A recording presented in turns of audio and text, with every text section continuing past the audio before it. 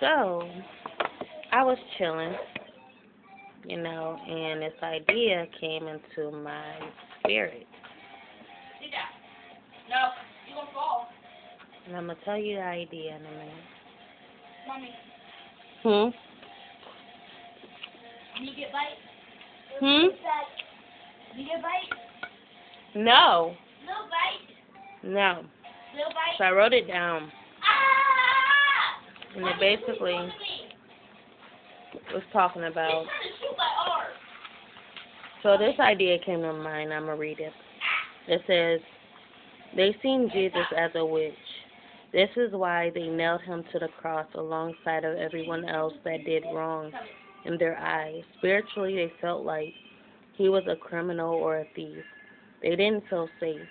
So they did what they had to do, just as they would burn away witches or sacrifice offerings to their land as a form of worship, using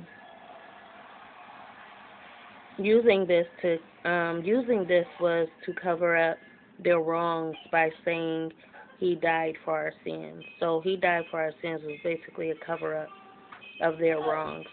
Did they kill Jesus for sacrificial purposes? Pinning him up on the cross as a label of witch. Is a symbol cross a marking of a witch? Just as they would mark cross on people to symbolize that this person is a witch, they would mark a cross on their forehead. Could the church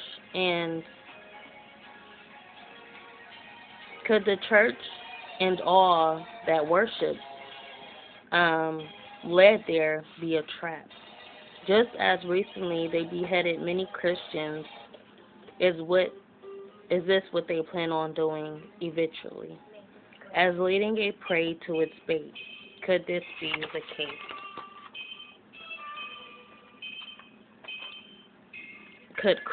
Could the cross, marking of a cross, symbolize a witch?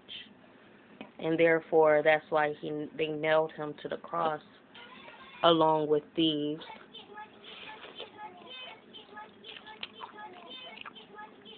Because spiritually, they seen him as a thief.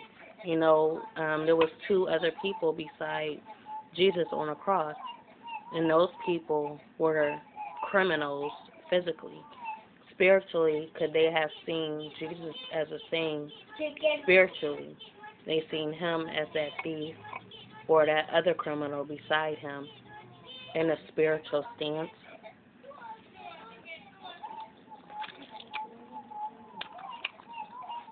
From a spiritual standpoint. He was performing works and this and that. And if you just put two and two together today, or back then, it was far worse than it is today. Back then, they would burn witches, and they would torment them, and they would, do all they can to just torture them for being who they are.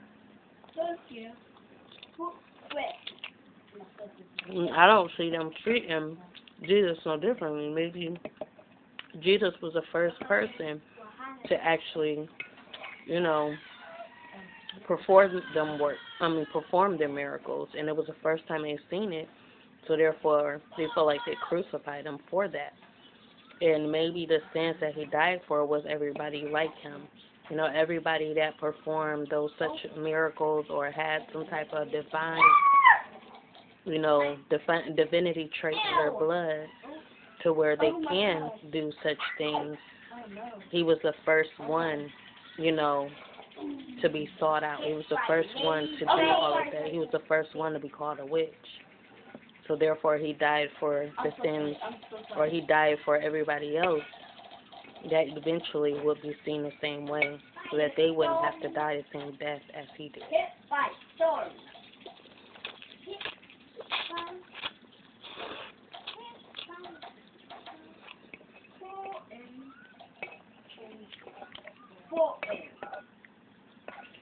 And these are the questions that will be asked to upcoming believers, such as kids. These are the ideas kids are going to have. These are the thoughts that kids are going to have when you bring them to church. And they're going to think, you know, outside the box. They're going to think about everything. So just be prepared for these kind of questions being asked by your children when you introduce them to the Bible.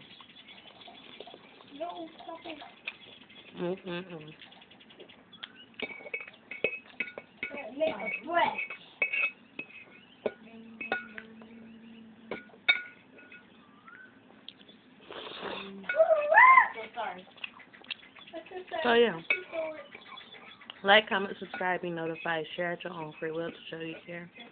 And I'll talk to y'all next time. The two kids over there. Bye.